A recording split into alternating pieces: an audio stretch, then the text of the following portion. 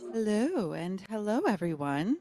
We have a few people still filtering in, but I'm going to go ahead and call us to attention so that we can start our conversation today. Thank you so much for being here. This is PTL. It's Pastor-Theologian Lunch, and it's fun, and I'm glad you're here. And we are here to talk about a topic at the intersection of theology and practical ministry. We gather like every so often. And so today's the day. So welcome, welcome. I am really excited to introduce our guests today. You'll notice Dr. Todd Billings is not up here, but Dr. Rachel Billings is. This is Dr. Rachel Billings. Some of you may know her. I think, did you guest lead a class or something? Okay. And then Rabbi David Krishef is here with us, and we're here to talk about how we might be good neighbors to our Jewish community. So thank you for being here for this conversation. I am going to open us in prayer, and then we'll get the conversation started. Okay?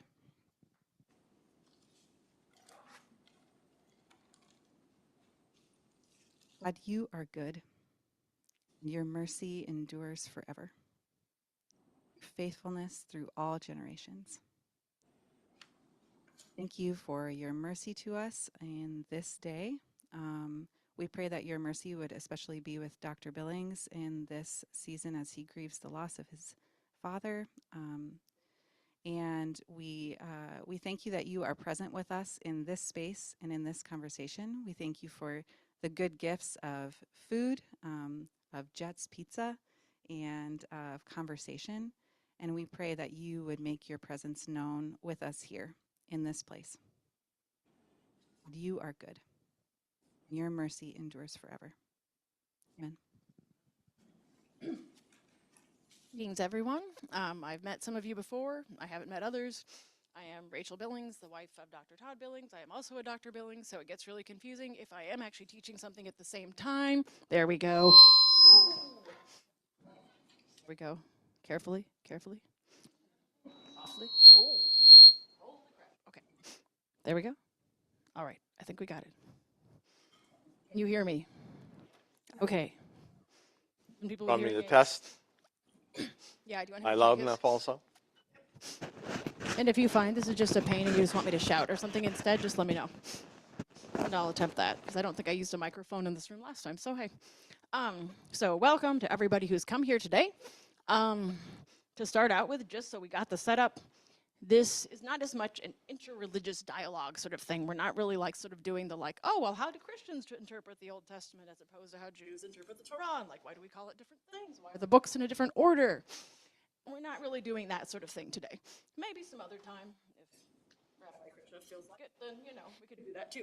But that always gets interesting. But he's been kind enough to come to my Hebrew classes in the past sometimes to engage in such dialogue, which I have very much appreciated, since it's not often that you actually get to speak to your Jewish neighbors here in West Michigan, because there aren't enough of them to like in a group to find.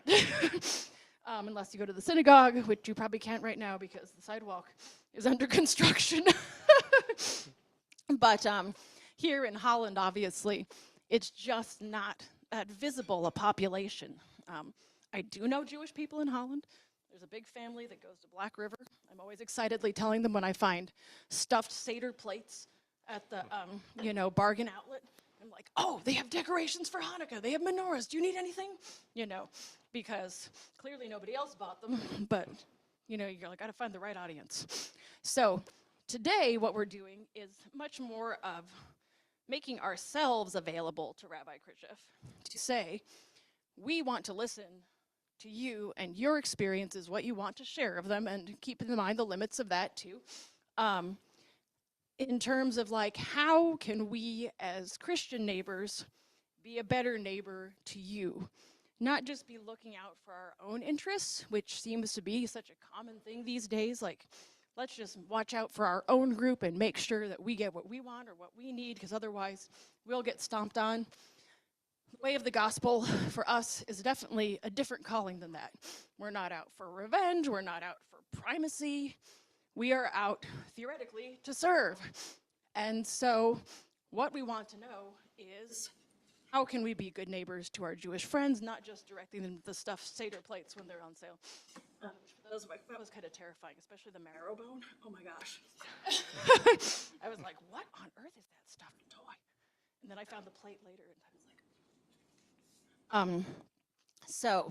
like, I'm going to start out by letting Dr. Krishef share some of his own experiences that he's willing to share of attempts at interreligious interaction and support, or like working together in the Grand Rapids area, so you can get a sense of just what like it looks like from his perspective, you know, when Christians are saying, hey, let's do something together, and what he might prefer for that to look like. So if you don't mind taking over for now, and I'm happy to throw in questions when it's useful. But Sure. So you are Dr. Billings, right? I'm not actually a doctor, although I do have an honorary doctorate that I got a couple of years ago. I just don't use that as a title because I didn't earn it in the same way you did. hey, that's okay. So I had asked Dr. Billings before we got started if it was okay to share with you what I was doing this morning. It was a little bit political, but I think it illustrates something about working within an interfaith group, both to the positive and to the it could have been better side. The mayor of Grand Rapids, David LeGrand, who's also in some way an ordained minister, called on a number of his interfaith clergy contacts to come together this morning in beginning a sunrise to sunset fast. This is not the best time to talk to you about this. Continue enjoying your pizza. He called on us to engage in a fast during the day, drinking water only, until SNAP benefits are restored. I heard about it on Saturday night after Sabbath ended, and I turned on my devices again, and I was very reluctant because who cares about 20 or 30 people in West Michigan? The president most likely does not. The leadership of the Senate most likely do not, and they're the ones who have to sit down and work out some sort of compromise to reopen the government. But in the end, what I heard in my head was the voice of Isaiah. Chapter 58, a passage that begins, oddly enough, saying, "This is not the fast that I want." And then goes on to talk about what needs to go along with fasting in order for it to have any sort of meaning. It happens to be our prophetic reading for Yom Kippur, which the Day of Atonement, which is a 25-hour fast day. Among the things that Isaiah talks about following that provocative question is you should be feeding the hungry. So I heard that voice and I thought, okay, I really don't want to commit to a month-long fast, but I can commit to, say, 5 days, and we'll see how it goes. So I went there this morning, and there was a Jewish speaker who was not me, was the cantor of the other synagogue. He had agreed right away to show up, and I delayed it. I didn't even tell them I was coming until I showed up this morning. And there was a Hindu speaker, which can be very challenging for a certain part of the Christian community. That part of the Christian community was the absent from this program, which disturbs me because they're also absent from our annual Interfaith Thanksgiving service. I don't know how to get over that chasm between who will pray with non-Christians and who won't pray with non-Christians. I haven't figured out how we can create an environment in which people will pray with people that they think are idolaters or heretics, or I don't know what else they might call them, but very far from being Christians. There was a representative from the Native American community, and there was a representative from the the Grand Rapids Humanist Society. I think that's their name. So they all offered a few words. They didn't necessarily all offer prayers, though a couple of them did. There was somebody from one of the downtown churches as well. And then, so that was all great. That's all being good neighbors, all working together towards the same thing.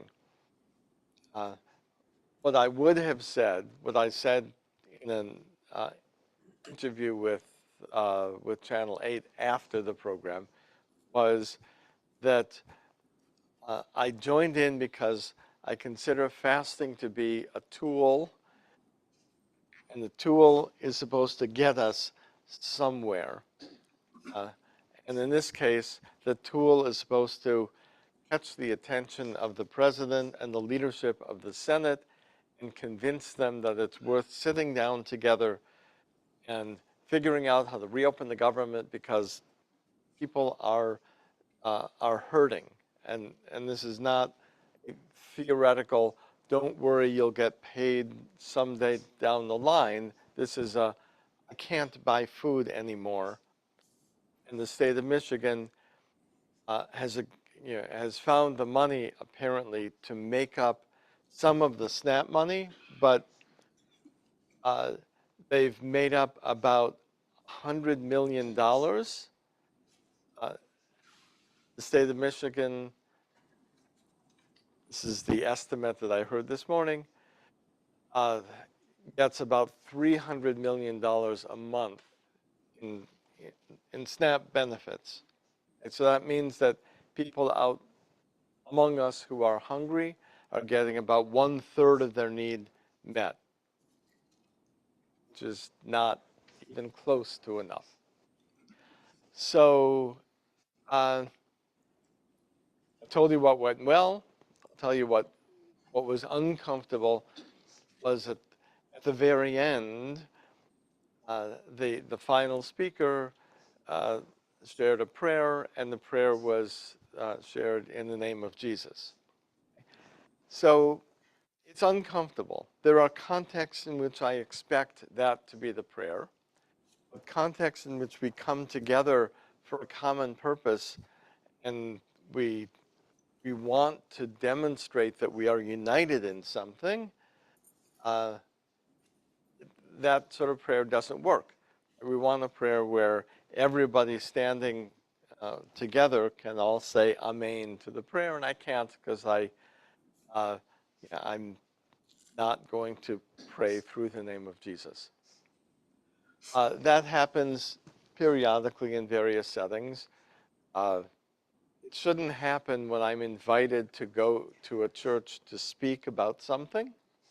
Caitlin, yeah, thank you for your prayer. It shouldn't happen when I'm invited to go to a seminary to speak, and so I'm glad it didn't. If I go into a church setting for a church service and I happen to be speaking in the church service, I expect the service to be whatever it is. I don't expect them to not be Christian that weekend. And we've actually constructed our interfaith Thanksgiving service so that each participant brings an authentic prayer from their setting. Right? So we expect the Christian to pray as a Christian. We also expect that all of the things that we sing together should be able to be sung by anybody. So we've drawn some very careful lines in that service. As I said, I'm still disappointed that we haven't managed to bring in the evangelical community of Grand Rapids. I don't know how we can do that. But I wanted to start out with that because we are hoping that this campaign, for a moment, the website where we encourage people to sign up to fast until benefits are restored is fastforsnap. It's either .com or I think it's .com. We are hoping that that gets passed around among people's friends, family, and it goes to clergy outside of Michigan. I sent it to my group of rabbis earlier this morning. If you are inclined, you can go to that website. I can also give you my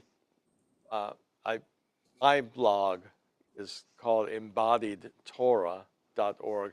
You can see something I wrote about it, which includes the mayor's call for action.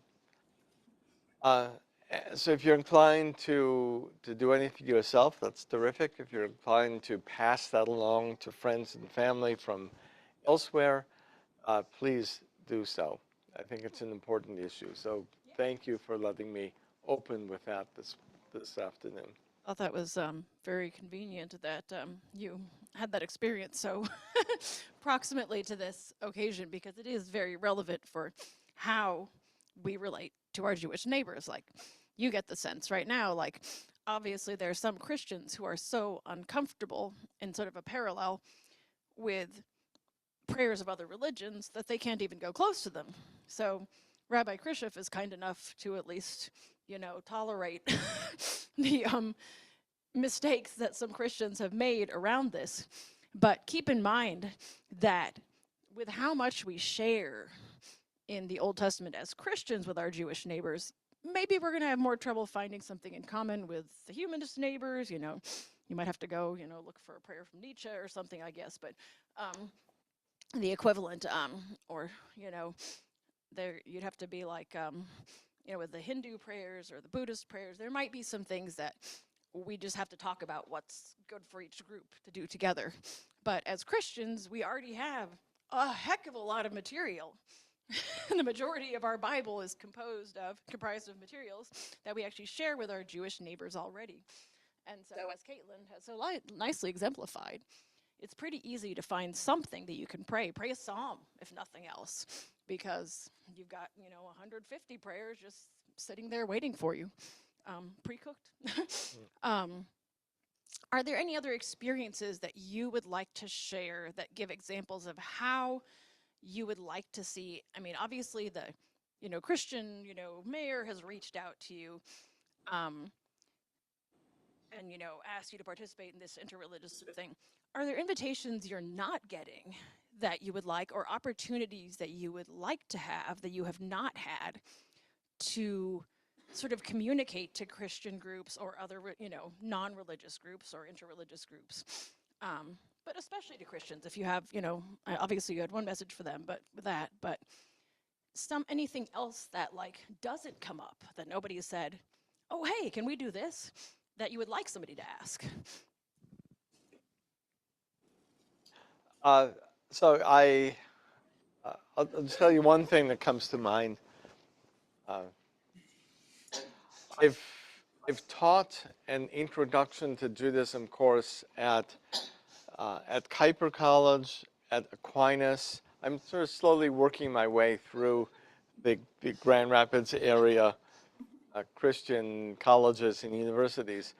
Calvin was next on my list, and I somehow finally found a way into Calvin. So I think I'm teaching it starting in January. I'll say more about that in a moment. I would be open to Hope, although it's a longer drive, so we need to work out the schedule. So I'm not spending too much time, away from what I'm really supposed to be doing with my time. Uh, when I got hired at Kuiper, and so they wanted to hire a rabbi to teach the class because they wanted a real class in what it means to be Jewish, like from the inside. So to their credit, they they found, this was quite a while ago. It was my Reform colleague, Rabbi Lewis, was going to teach the class, and something happened in his family. I can't remember what, but he had to pull out. So they called me, and I went in, and it was all kind of last minute. But I had to have some sort of an interview. So I went in, we talked for a little bit, and I agreed I would teach the class. And there's paperwork to do when you teach at college. At Kuiper, the paperwork for most people involves making sure that you're the right kind of Christian to teach there. So, so there's this page with like 10 points on it, 10 points of theology. Much of them were about Abraham Kuyper's beliefs, who I'd never heard of at the time. I've now heard of him. I could not tell you a single thing about him. But every person who teaches at Kuiper signs this paper that you agree with the theology of Abraham Kuyper. So they gave me this thing to sign. And I said, well, this is a problem. You've asked me to teach this class because I'm Jewish. Obviously, I don't agree with anything on this piece of paper. I can't sign it. So there had to be a consultation with the president of Kuiper. Uh, so what I was then told to do was turn the page over and write on the back of the page, I am Jewish, and sign that. Okay, so I've taught that class 3 times at Kuiper. So I go into the interview at uh, uh, at yeah, uh, I just mentioned their name, Calvin, right?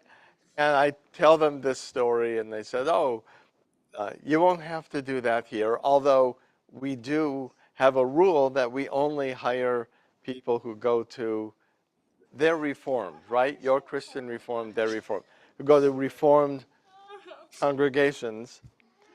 So we can't hire you as faculty, right? But we have a little bit of a loophole in our rule.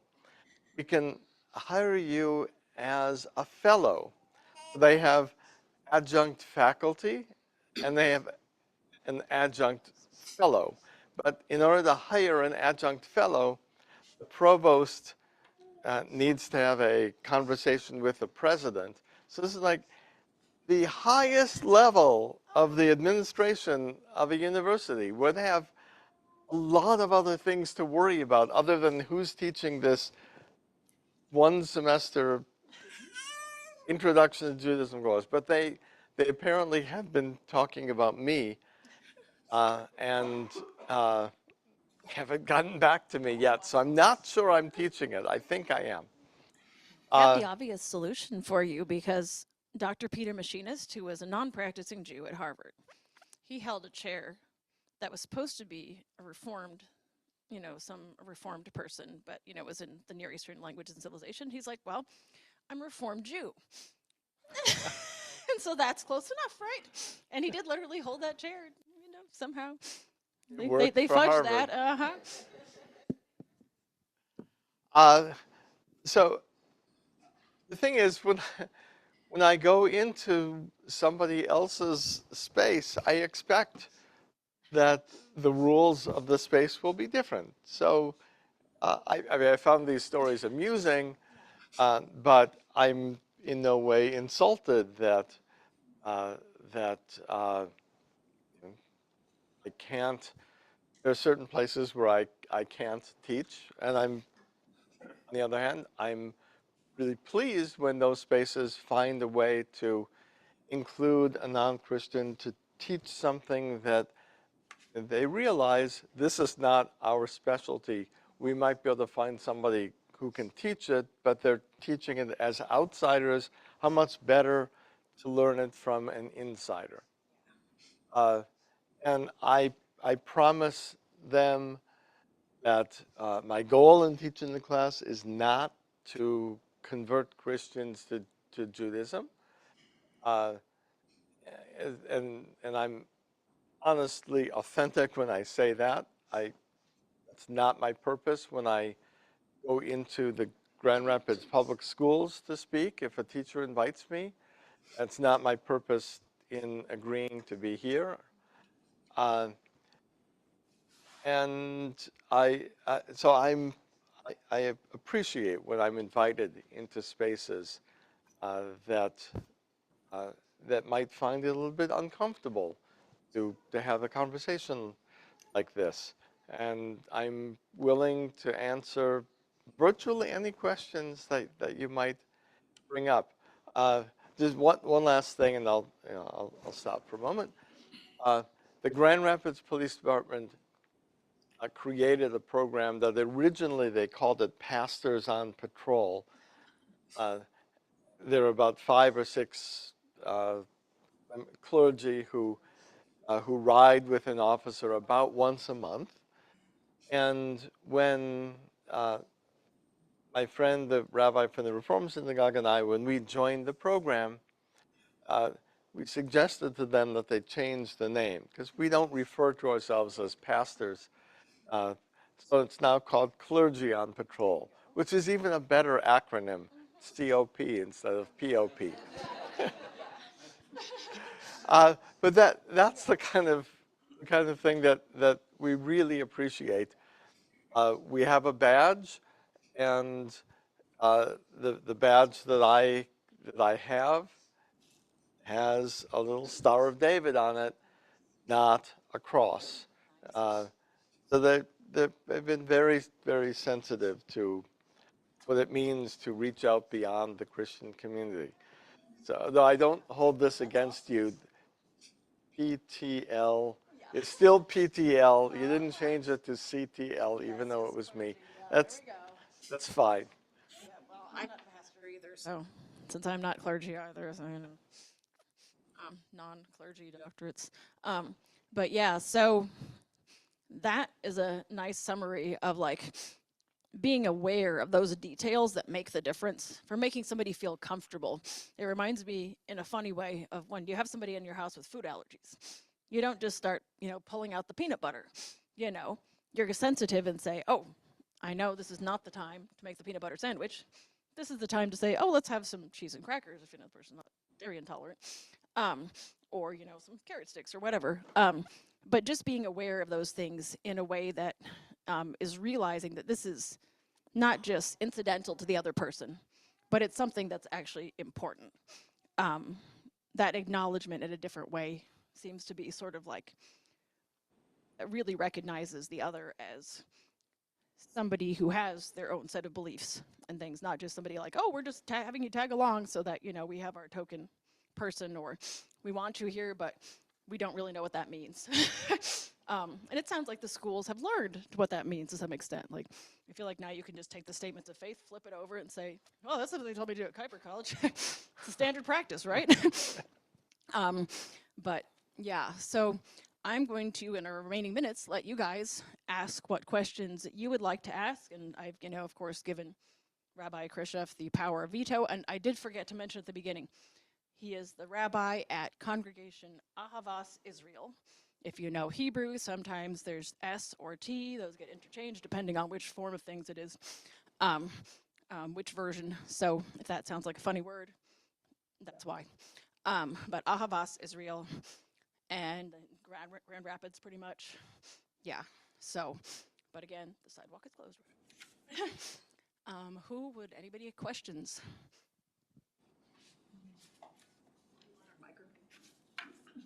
It's okay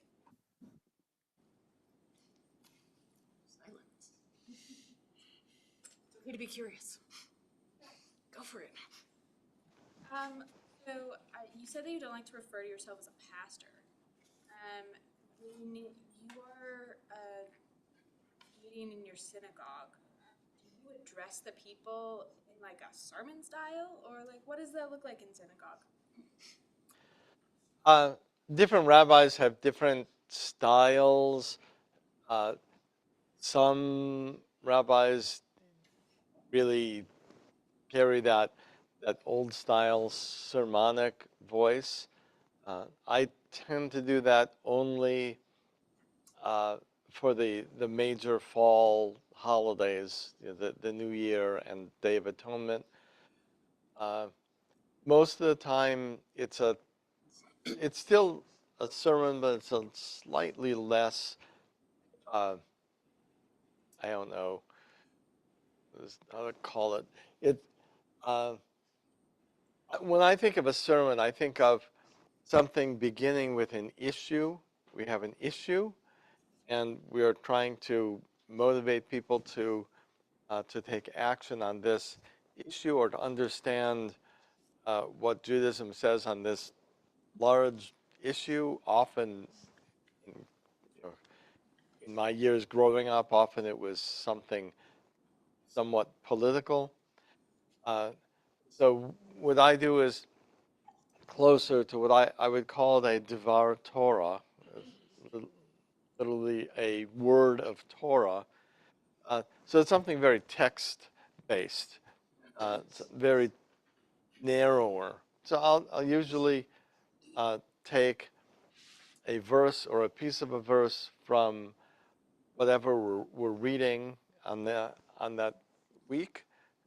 What we do is begin Genesis in the fall, and we finish Deuteronomy at the end of the next summer.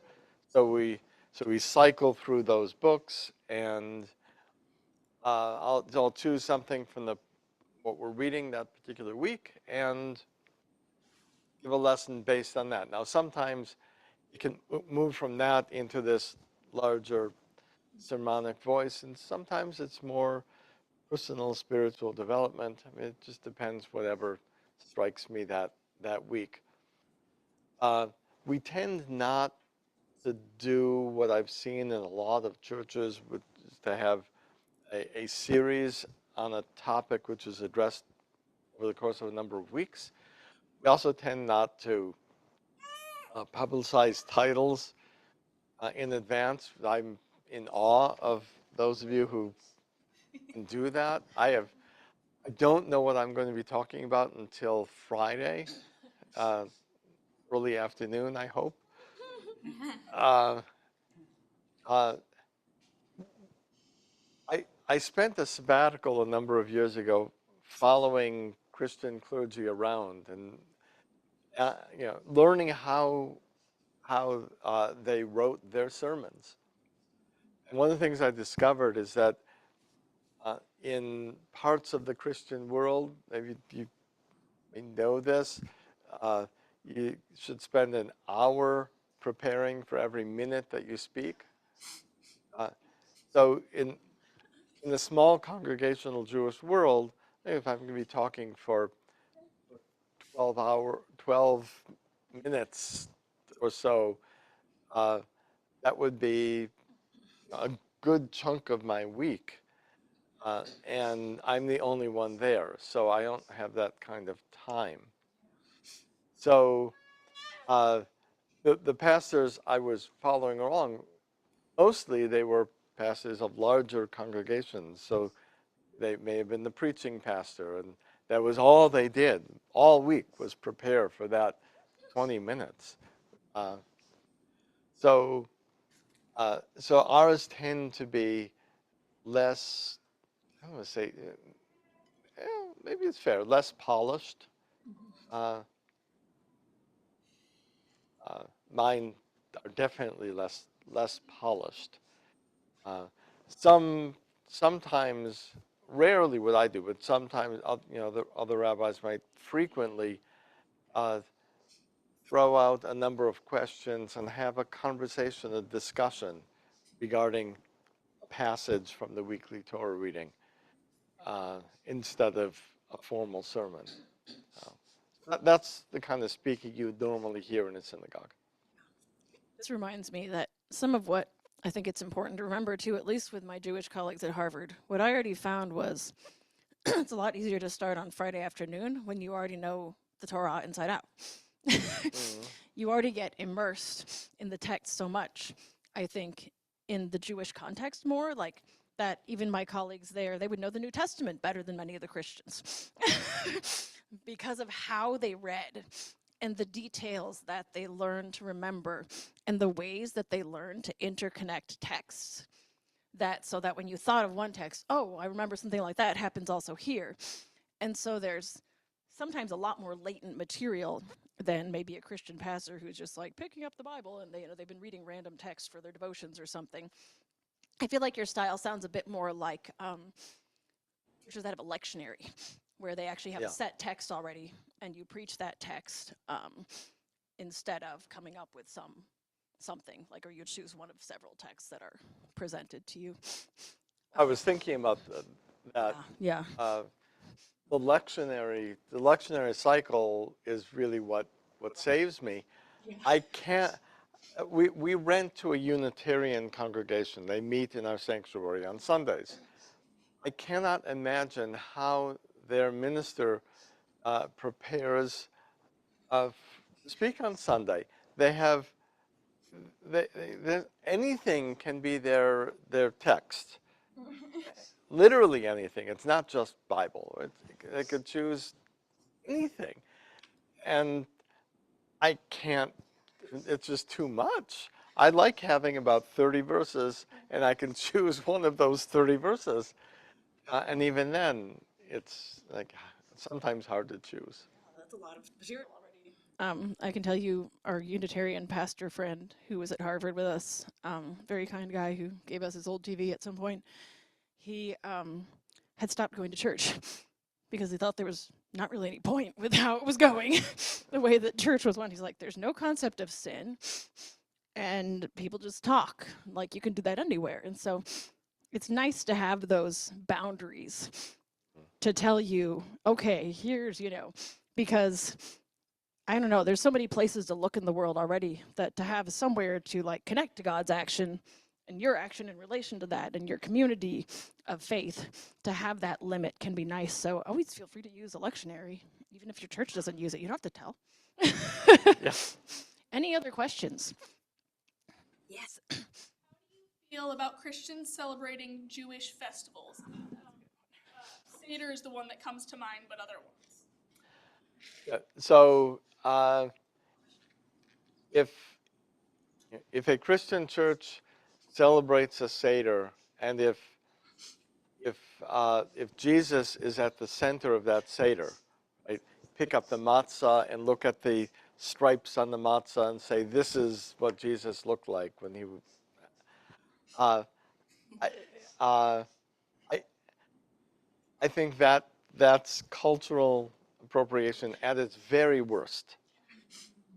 I do lead Seders in churches, and I started doing this a number of years ago.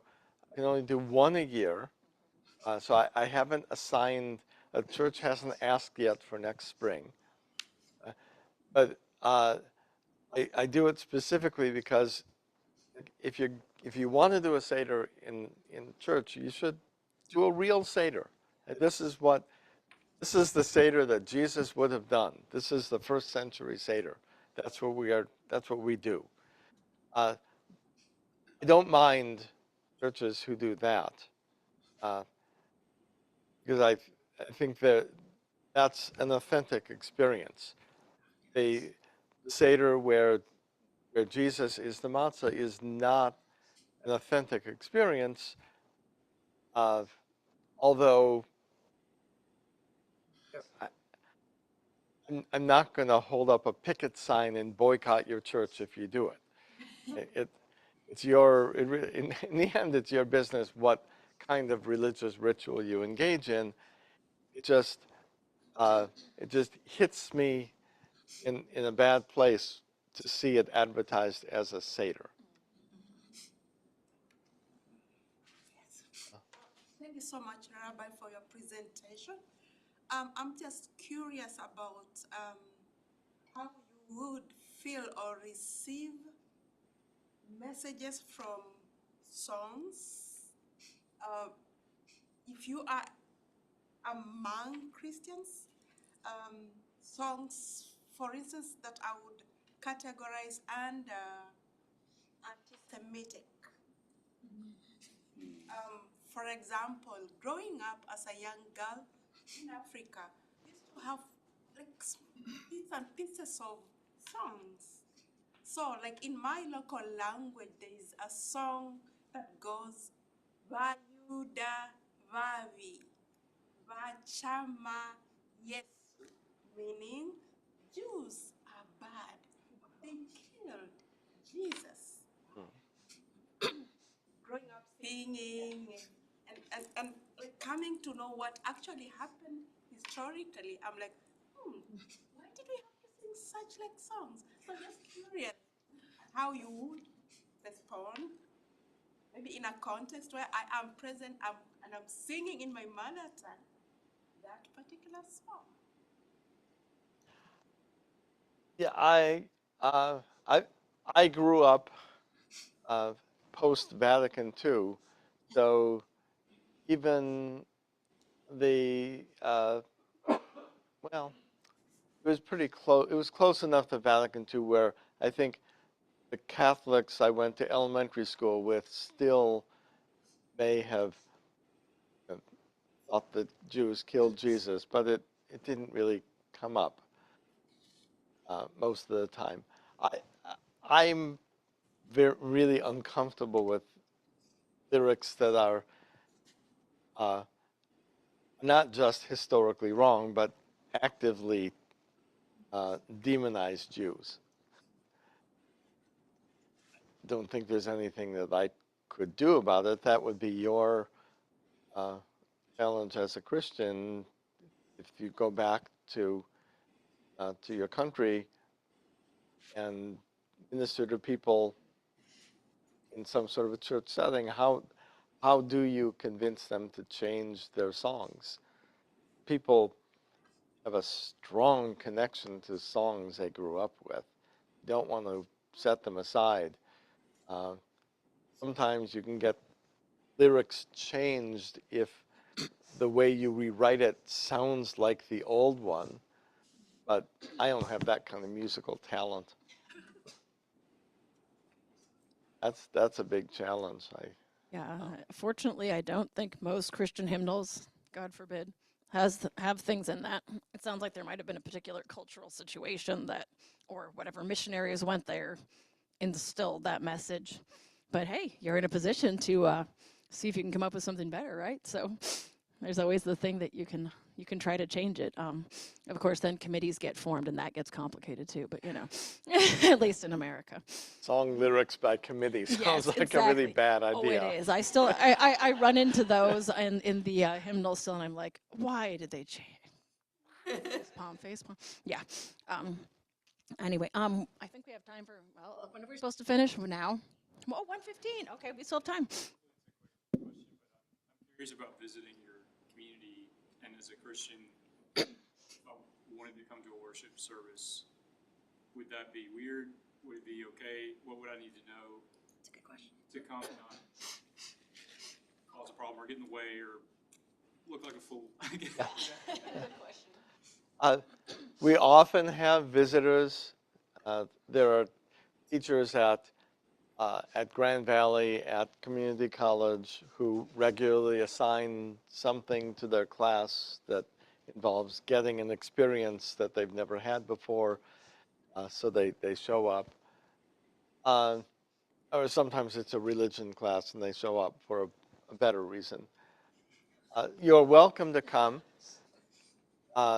You just make sure I don't want all of you to come at the same time. we normally have around 20 to maybe 30 people on an average Saturday. So our religious life committee some years ago said we really don't want more than a group of 5 guests at the same time. Otherwise, it dilutes the power of the people who are singing and participating.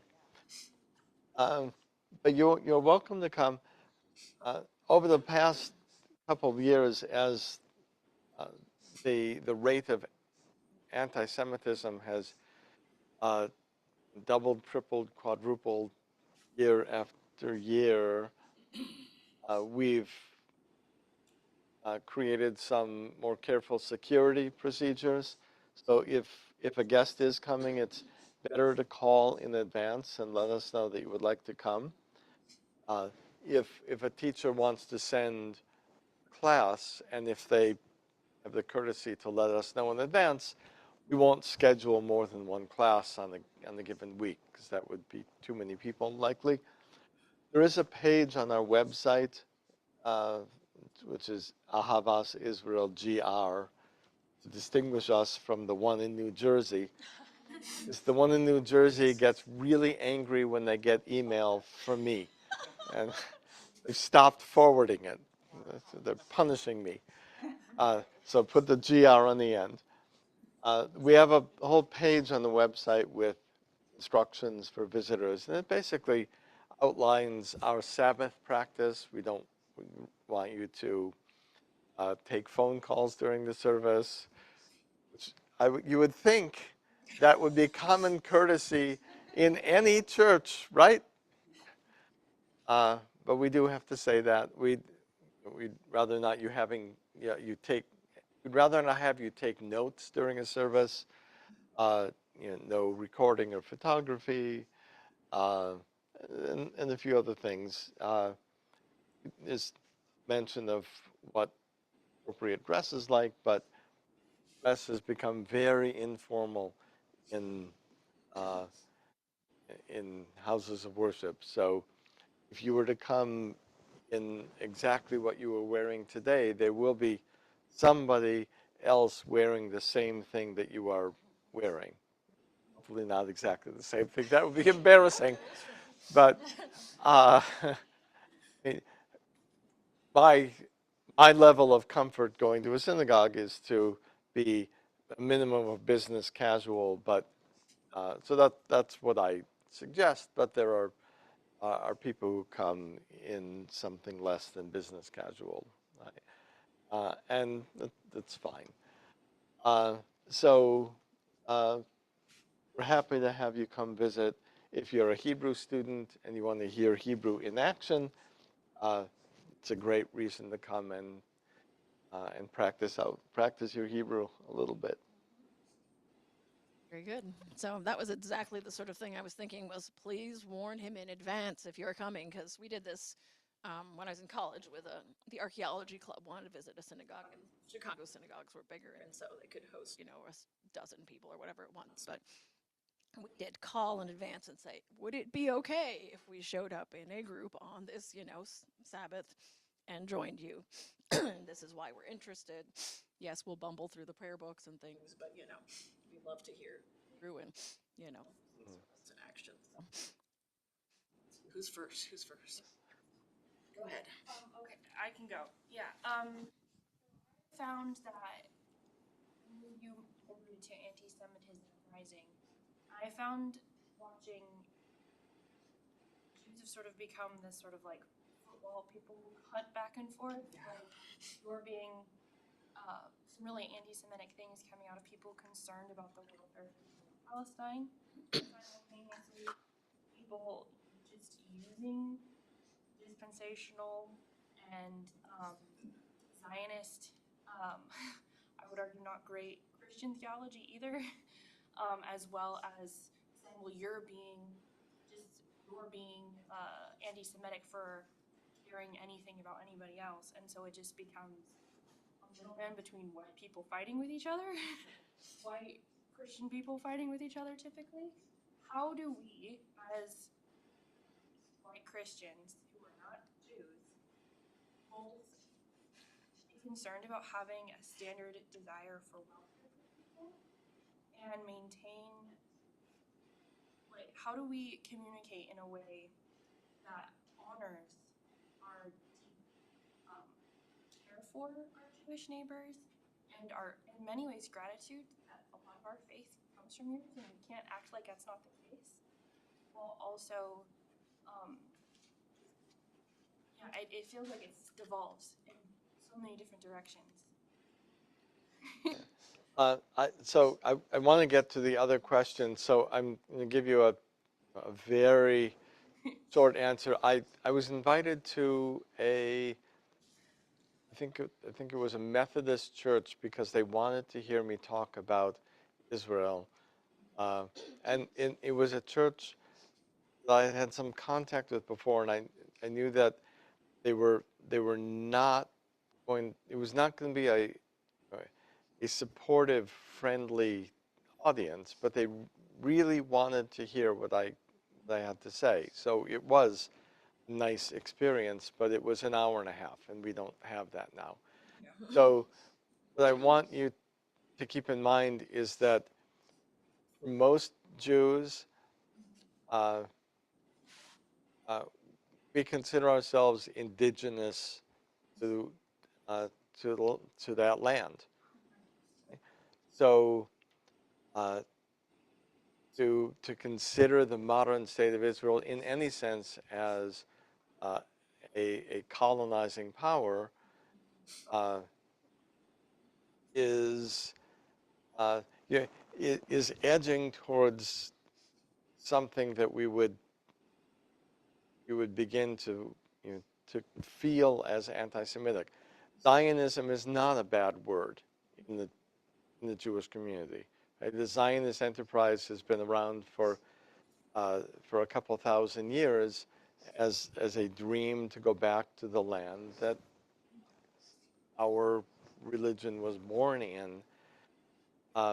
So that's just the beginning of the hour and a half long answer. That's just something to keep in mind. And then you'll find Jews all over the political spectrum.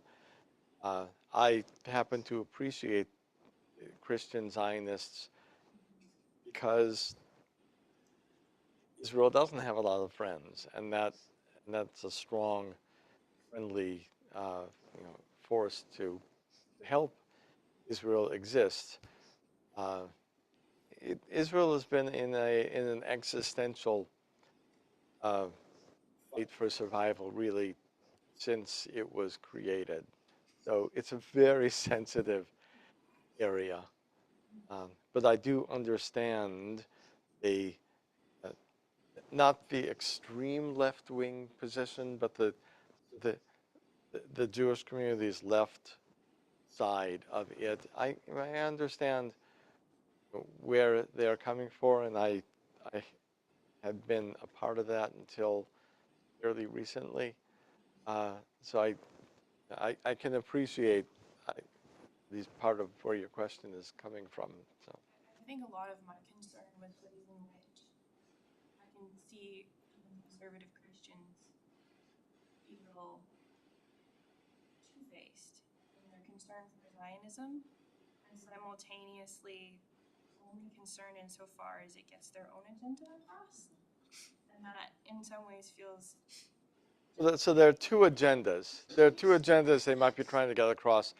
One of them is the blessing of Abraham, bless those who bless you, right? So if you're supportive of Israel because you think you're going to prosper because of it, I mean, I'm glad you're supportive.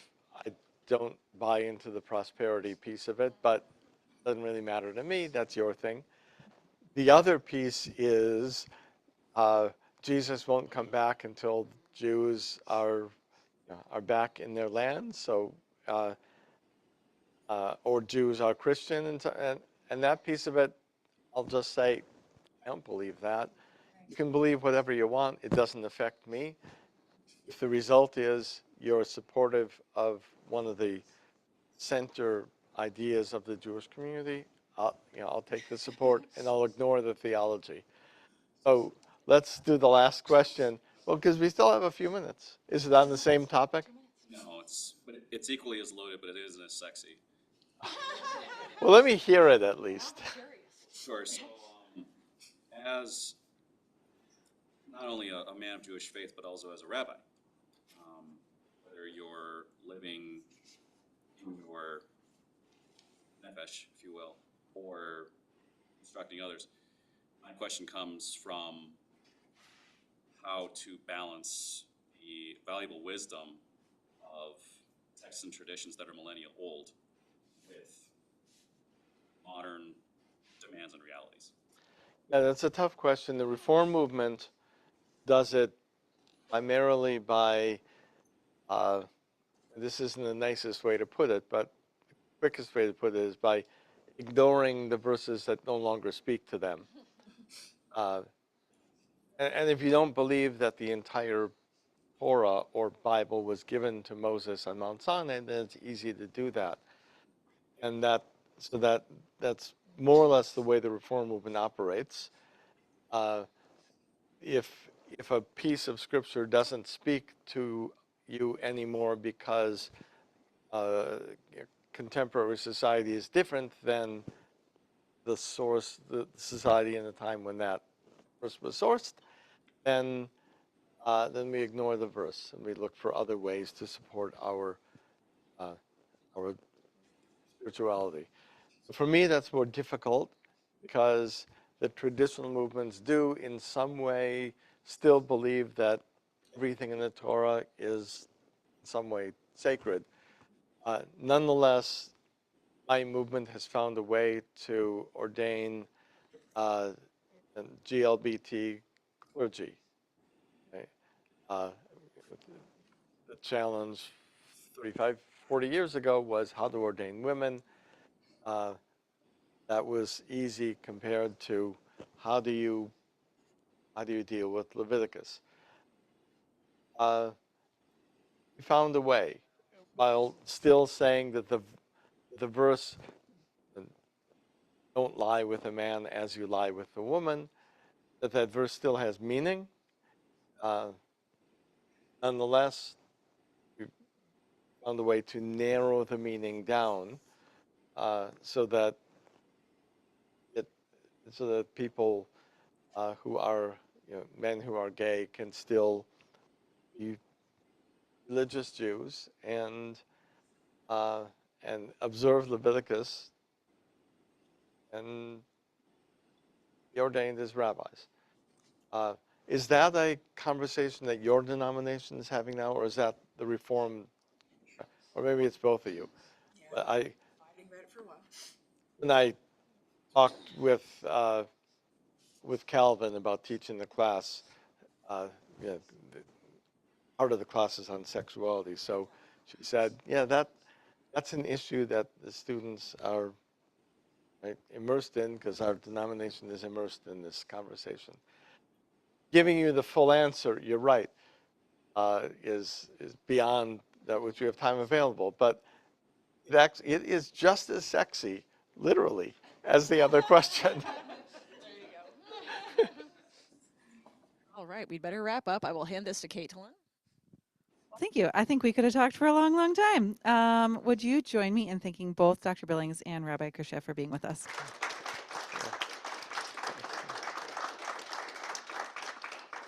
So FYI, our next PTL is going to be on Tuesday, November 18, so just a couple weeks from now.